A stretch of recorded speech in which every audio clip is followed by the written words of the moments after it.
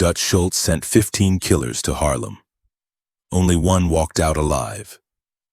October 13, 1931, the Bronx. Dutch Schultz stood in his warehouse office staring at a map of Harlem spread across his mahogany desk. Red pins marked every numbers operation, every policy bank, every street corner where black folks placed their bets. And in the center of it all, like a spider in her web, was one name that made Dutch's jaw clench with fury. Stephanie St. Clair. Madame Queen, they called her. The French Caribbean immigrant who'd built the most sophisticated numbers empire in New York City. The woman who dared to tell Dutch Schultz, the man who'd killed over 40 people, that Harlem wasn't for sale. Dutch's lieutenant, Lulu Rosenkrantz, stood beside him cleaning his fingernails with a switchblade. "Boss, we tried negotiation, we tried intimidation, the broad won't budge." "The broad," Dutch repeated slowly, his voice like ice cracking, "has been bleeding us dry for 2 years. Every week we don't control Harlem is another week we lose $1 million. Dutch picked up a newspaper clipping from his desk. The headline read, "Madame Queen defeats Schultz again." Below it, a photograph showed Stephanie St. Clair standing outside the courthouse, elegant in a silver fox fur coat, diamond earrings catching the camera flash, surrounded by 3 expensive lawyers after another legal victory that had cost Dutch $50,000 in lost revenue and legal fees. "You know what she did last week?" Dutch asked. "She took out a full-page ad in the Amsterdam News. Called me a cowardly rat who hides behind white skin privilege. Said if I wanted Harlem, I should come take it myself instead of sending boys to do a man's work." Lulu whistled low. "She's got brass, I'll give her that." Dutch crumpled the newspaper. "She's got brass now, but brass doesn't stop bullets." The door opened and 15 men filed into the warehouse. Professional killers, everyone. Men who'd worked for Dutch since the early days of Prohibition. Tommy the Knife Torino, who'd personally eliminated 7 rival bootleggers. Marty D'Angelo, who could make a man disappear without leaving a trace. Vincent Vinnie Cards Malone, who got his nickname from leaving playing cards on his victims' bodies. These weren't street thugs or desperate amateurs, these were artists of violence, craftsmen of death. Each man had killed at least a dozen people. Together they represented the most lethal force Dutch Schultz had ever assembled. "Gentlemen," Dutch began, his voice carrying the authority of a man who'd built an empire on other people's graves.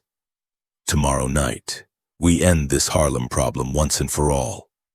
He pointed to the map. "Madame Queen thinks she's untouchable. She's got the community's support. She's got corrupt judges on her payroll. She's got politicians eating out of her hand. But she doesn't have an army." Dutch looked each killer in the eye. 15 of you. One of her. Those are odds I like." Tommy Torino stepped forward. "What's the play, boss?" "Simple. Tomorrow's Friday. Madame Queen holds court every Friday night at the Savoy Ballroom. She sits at table 12, conducts business, counts money, plays Queen of Harlem. She'll have maybe 6 bodyguards. You'll have surprise, superior numbers, and superior firepower." Dutch pulled out a leather briefcase. Inside were 15 identical Thompson submachine guns, freshly cleaned, fully loaded. "Tommy guns, 45 rounds each, 600 rounds total, more than enough to turn the Savoy into a slaughterhouse." The killers examined the weapons with professional appreciation. These weren't Saturday night specials or cheap revolvers. These were precision instruments of destruction, the same guns Dutch's men had used to eliminate the Call brothers, the same weapons that had won Dutch control of the Bronx beer racket. "The plan is simple," Dutch continued. "You surround the Savoy at exactly 11:30 p.m. Tommy, you take 5 men through the front entrance. Marty, you take 5 through the back. Vinny, you and 4 others control the side exits. Nobody gets out, nobody escapes. You kill everyone at table 12 and anyone stupid enough to get in your way." Lulu handed each man an envelope. 5,000 now. 5,000 when you get back. Cleanest money you'll ever make." But what Dutch Schultz didn't know was that Stephanie St. Clair had been expecting this attack for 3 months. The woman they called Madam Queen hadn't survived 15 years in Harlem's underworld by being naive. She'd built her empire through intelligence, strategy, and an understanding of human nature that Dutch Schultz, for all his brutality, couldn't match. Stephanie St. Clair was born in Guadeloupe in 1886, daughter of a French colonial administrator and a West Indian mother. She'd arrived in New York in 1912 with nothing but a sharp mind and an unshakable belief that respect was earned, not given. By 1920, she controlled 40% of Harlem's numbers game. By 1930, she was the wealthiest black woman in America. But wealth wasn't what made Stephanie dangerous. It was her network. Every newsstand operator in Harlem reported to her. Every shoeshine boy was on her payroll. Every domestic worker in Manhattan's wealthy neighborhoods fed her information about their employers' business dealings. Stephanie knew which politicians were having affairs, which judges were taking bribes, which police captains were skimming evidence money. And 3 days ago, her network had delivered the most important intelligence of her career. October 10th, 1931. Stephanie sat in her private office above the exclusive club on 134th Street. The room was elegantly furnished with French antiques, Persian rugs, and oil paintings of Caribbean landscapes. Behind her mahogany desk hung a photograph of Marcus Garvey, the black nationalist leader who'd inspired her belief that black people didn't need white permission to build empires. Her lieutenant, Ellsworth "Bumpy" Johnson, sat across from her. At 26, Bumpy was already developing the reputation that would make him a legend. Smart, ruthless, completely loyal to Madame Queen. "Dutch is planning something big," Bumpy reported. "My contact at the Bronx Beer Company says Dutch has been buying weapons, military-grade stuff, and he's called in his top 15 killers." Stephanie sipped her French cognac, her expression unchanged. She'd been expecting this moment since Dutch first tried to muscle into Harlem 2 years ago. "How long do we have?" "My source says the hit is planned for tomorrow night, Friday, here at the Savoy. Table 12? Table 12. Stephanie smiled. It was not a pleasant smile. It was the smile of a woman who just realized her enemy had made a fatal mistake. Perfect. She opened her desk drawer and pulled out a leather-bound ledger. For 15 years, she'd been recording every detail of her operation. Every policy bank, every collector, every safe house, every corrupt official who took her money, every police patrol route, every emergency exit, and every building she frequented. But most importantly, every contingency plan for every possible attack scenario. "Bumpy, do you remember what I taught you about chess? Never make a move until you know your opponent's next 3 moves. Exactly. Dutch thinks he's playing checkers. He sees table 12, he sees me sitting there every Friday night like clockwork, and he thinks he's found a weakness, a pattern to exploit. But what he doesn't understand is that I've been using table 12 as bait for 2 years, waiting for him to make this exact mistake. Every Friday night I've been teaching him my routine, making him think he knows my habits, leading him to this moment." Stephanie turned to a specific page in her ledger. "Dutch is sending 15 men to kill 1 woman. But what if that 1 woman isn't there? What if table 12 is empty? What if those 15 killers walk into a trap?" Bumpy leaned forward. "What do you have in mind?" "I have in mind to teach Dutch Schultz that you can't conquer Harlem with brutality alone. You need intelligence. You need strategy. You need to understand that in Harlem we don't just survive, we thrive." That evening, Stephanie put her plan into motion. She called Casper Holstein, her closest ally in the numbers game. She contacted Dutch's competitors, men who'd be happy to see him weakened. She reached out to corrupt cops who'd rather work with a predictable black woman than a volatile white psychopath. But most importantly, she contacted someone Dutch never expected her to know. Lucky Luciano. The Italian-American crime boss had been watching Dutch's expansion with growing concern.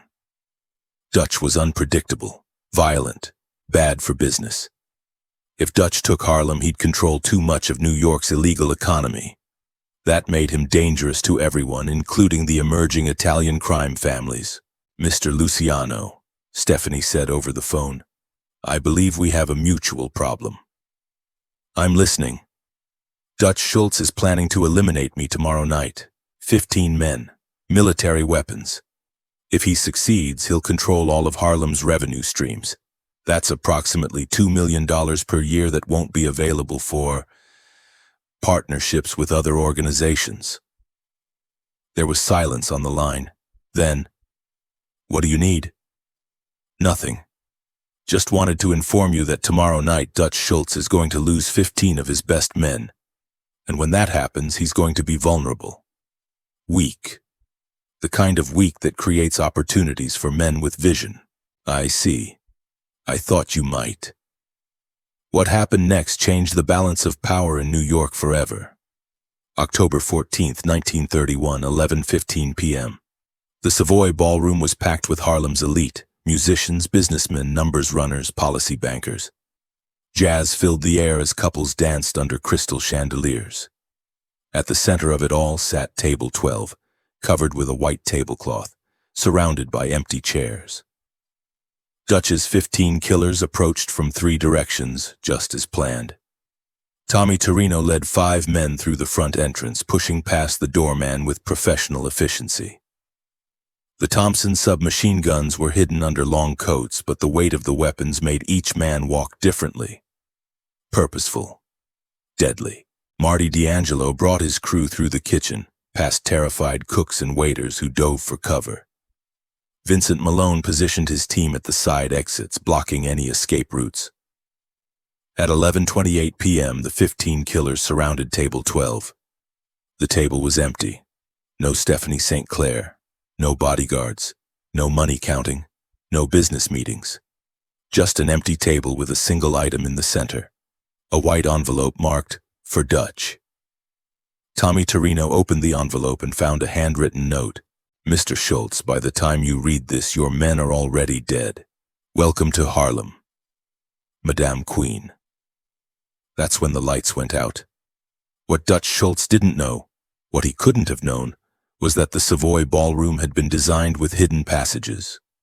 Escape routes built during Prohibition for exactly this kind of situation, and Stephanie St. Clair had spent 2 years mapping every entrance, every exit, every hiding place. She wasn't at Table 12 because she was in the walls. Literally, the Savoy's original architect, a man named Calvin Dexter, had been contracted by Stephanie in 1929 to create what she called tactical advantages. Behind every major wall were narrow passages just wide enough for a person to move through. Above the ceiling were crawl spaces connected to every room. Below the floor were tunnels that led to 3 different buildings. When the lights went out, Stephanie's people emerged from the shadows like ghosts. Bumpy Johnson appeared behind Tommy Torino with a sawed-off shotgun. The blast echoed through the ballroom like thunder. Torino, who'd killed 17 people in his career, died without firing a shot. Casper Holstein and 6 of his men surrounded Marty D'Angelo's crew. Military-trained shooters who'd served in France during the Great War. Men who understood that warfare wasn't about brutality. It was about tactics. Vincent Malone heard the gunfire and tried to retreat through the side exit. But Stephanie had anticipated this. The door opened into a corridor that led nowhere. A dead end. When Malone's team realized they were trapped, it was too late. The battle lasted 7 minutes. 7 minutes of chaos, gunfire, and screaming. Customers dove under tables or fled through emergency exits that Stephanie had specifically kept clear for civilian evacuation. Musicians dropped their instruments and ran for the backstage tunnels. Waiters crashed into each other in their panic to escape through the kitchen passages that led to safety. The Thompson submachine guns that Dutch thought would guarantee victory became liabilities in the tight spaces and darkness. Professional killers who excelled at planned assassinations found themselves fighting a guerrilla war they'd never trained for. Bumpy Johnson moved through the shadows like a ghost, his shotgun claiming one target after another with military precision. But through it all, Stephanie St. Clair sat calmly in her hidden control room, watching through specially installed two-way mirrors that gave her a perfect view of the entire ballroom while keeping her invisible to the attackers below. She sipped cognac and checked her diamond watch as Dutch Schultz's supposedly unstoppable killers fell one by one, exactly as she'd planned for 2 years. Tommy Torino, dead. Marty D'Angelo, dead. Vincent Malone, dead. 12 others dead. 14 professional killers eliminated in 7 minutes by a woman they'd underestimated and a community they'd never bothered to understand. But Stephanie St. Clair wasn't finished. She deliberately spared one man, Joey the Mouse DeMarco, Dutch's newest recruit. A 22-year-old kid from the Bronx who joined Dutch's crew only 3 weeks earlier. Too young to be dangerous, too green to be a real threat, but experienced enough to deliver a message. When the shooting stopped and the smoke cleared, Joey found himself alone in the Savoy Ballroom, surrounded by the bodies of his companions. He was wounded, a bullet grazed on his left arm, but alive. And standing in front of him, elegant in a black evening dress, was Madame Queen herself. Stephanie St. Clair was 55 years old, but she carried herself like royalty. Her gray hair was perfectly styled. Her jewelry caught the light from the emergency lamps. Her voice, when she spoke, carried the refined accent of French colonial education mixed with the street wisdom of 15 years in Harlem. Joey DeMarco, she said calmly. 22 years old. Lives at 1247 Webster Avenue in the Bronx with his mother Maria and his younger sister Rosa. Rosa's getting married next month. Maria works 6 days a week at Goldstein's textile factory to pay for the wedding dress. Joey's eyes went wide. How did she know? I know everything about everyone who enters my territory, Stephanie continued. I know Dutch pays you $35 a week. I know you owe Rose and the bookie $47 from last month's baseball bets. I know you're scared right now, wondering if you're going to die in this ballroom. She pulled out a chair and sat down, crossing her legs elegantly. You're not going to die, Joey. You're going to live. But first, you're going to do something for me. Stephanie reached into her purse and pulled out a white envelope sealed with red wax. You're going to deliver this message to Dutch Schultz. You're going to tell him exactly what you saw here tonight. You're going to describe how 14 of his best killers died because they thought they could intimidate Harlem. She handed him the envelope. And then you're going to quit Dutch's organization and find honest work. Because the next time Dutch sends men to my neighborhood, I won't be this merciful. Joey took the envelope with trembling hands. What happened here? Stephanie smiled, that same cold smile she'd shown Bumpy 3 days earlier. What happened here, Joey, is that Dutch Schultz learned why they call me Madam Queen. You don't conquer a queen's territory with hired guns. You don't defeat a woman who survived 15 years in this business by sending boys with machine guns. You certainly don't intimidate a community that's been fighting for survival since the day the first slave ship arrived in America. She stood up, straightening her dress. Dutch thought he was playing a simple game. Send killers, eliminate target, take territory. But he was wrong. This isn't a simple game, this is chess. And in chess, the queen is the most powerful piece on the board. Joey looked around at the 14 bodies. But how did you know? How did you know exactly when they'd come, exactly how many, exactly what they'd do? Because, Joey, Dutch Schultz isn't as smart as he thinks he is. He's predictable. Violence is always predictable. It follows patterns, and I've been studying those patterns since before you were born.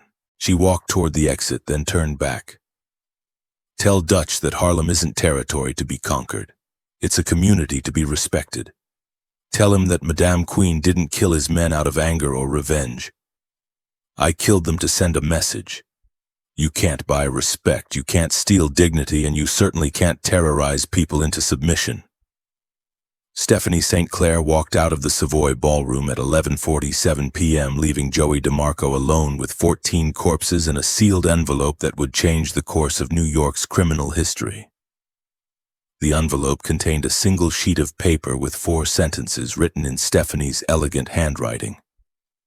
Mr. Schultz, I warned you that Harlem isn't for sale. Tonight, 14 of your men died because you didn't listen. If you send more, I'll send them back the same way. The choice is yours. Madame Stephanie St. Clair, Queen of Harlem. Joey DeMarco stumbled out of the Savoy at midnight, his arm bleeding, his mind reeling from what he'd witnessed. He flagged down a taxi and gave the driver Dutch's warehouse address. The 30-minute ride felt like 3 hours. Dutch Schultz was waiting when Joey arrived. The crime boss had been expecting a victory report. Instead, he got a traumatized kid carrying a blood-stained envelope. Where are the others? Dutch demanded. Joey's voice cracked. They're dead, boss. All of them. Tommy, Marty, Vinny, everybody dead. Dutch's face went white. That's impossible. 15 men, professional killers against one woman.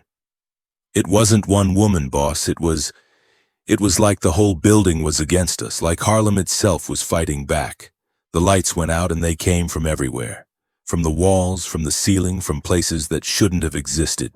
Joey handed Dutch the envelope. She said to give you this, and she said to tell you exactly what I saw.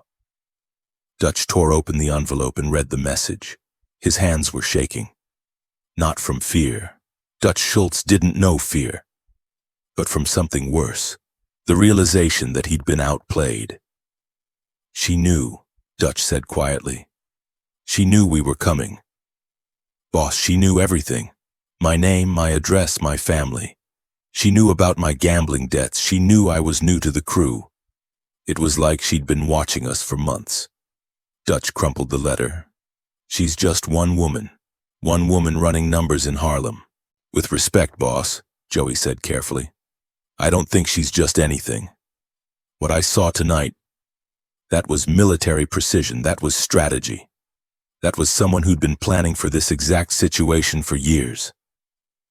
Dutch stared at the warehouse wall where he'd hung his map of Harlem. All those red pins marking territory he'd planned to conquer. All those calculations about profit margins and market control. All useless now. Because Stephanie St. Clair had proven something Dutch couldn't accept. That intelligence was more dangerous than violence. That strategy was more powerful than brutality. That a black woman from the Caribbean could outthink a white man from the Bronx. The next morning, Dutch made a decision that shocked the entire New York underworld. He called off the war for Harlem. Not because he was afraid, not because he couldn't afford more men or better weapons, but because Stephanie St. Clair had taught him an expensive lesson. Some territories weren't worth the cost of conquering. Dutch's attempt to take Harlem had cost him 14 of his best men. 14 professionals who'd represented years of experience, millions of dollars in training, countless successful operations. Replacing them would take months, maybe years. And during that time, Dutch would be vulnerable to his other enemies. More importantly, Stephanie's message had been delivered to every crime boss in New York. Lucky Luciano, Vito Genovese, Frank Costello. They'd all heard how Madame Queen had decimated Dutch's crew. Some saw it as an opportunity to move against Dutch while he was weak. Others saw it as a reason to respect Stephanie's boundaries. But everyone understood the real message. Underestimate Harlem at your own peril. The Battle of the Savoy Ballroom, as it came to be known, marked the end of Dutch Schultz's expansion dreams and the beginning of Stephanie St. Clair's legend. Within 6 months, she controlled 60% of Harlem's numbers game. Within a year, she was consulting with Lucky Luciano on territorial agreements. Within 2 years, she was the most powerful black crime figure in American history. And Joey DeMarco? He took Stephanie's advice, quit Dutch's organization, and found honest work at his uncle's construction company. Years later, he would tell his grandchildren about the night he witnessed a queen defend her kingdom. Dutch Schultz never recovered from the humiliation. The loss of 14 men broke something inside him. He became more paranoid, more violent, more unpredictable. His remaining lieutenants began questioning his judgment. His competitors sensed weakness. In 1935, 4 years after the Savoy massacre, Dutch Schultz was murdered in a Newark tavern by rival gangsters. He died as he'd lived, violently, suddenly, without dignity. His last words, according to witnesses, were about the queen who beat me. Stephanie St. Clair continued ruling Harlem until 1960, when she retired voluntarily at age 74. She died in 1969, wealthy, respected, and undefeated. Her funeral was attended by thousands of Harlem residents who remembered her not as a criminal, but as a protector, a woman who'd stood up to Dutch Schultz when no one else dared. The Savoy Ballroom closed in 1958, but locals say you can still feel the energy of that October night when Madame Queen proved that respect can't be taken by force, that intelligence will always defeat brutality, that sometimes the most dangerous person in the room is the one everyone underestimates. 14 bodies, one survivor, one message that changed everything. Message that was the night Stephanie St. Clair showed the world what happened when you mistook quiet strength for weakness, when you confused elegance for fragility, when you thought that being a woman meant being defenseless. Dutch Schultz had sent 15 killers to eliminate one problem. Instead, he'd created one legend, the legend of Madame Queen.